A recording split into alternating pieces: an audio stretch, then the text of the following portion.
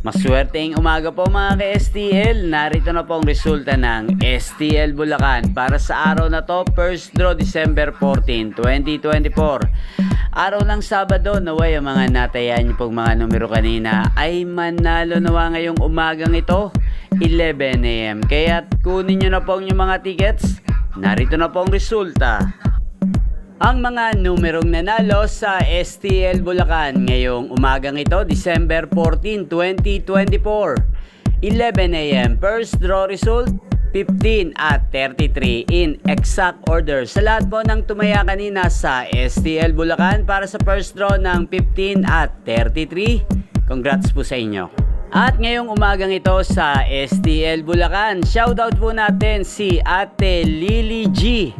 Ate Lily G, shoutout po sa iyo, naway nasa mabuti ka pong kalagayan. At sa lahat po ng mga taga Bulacan dyan, especially sa aking mga subscribers na walang sawang nanonood ng aking mga videos, shoutout po sa inyo.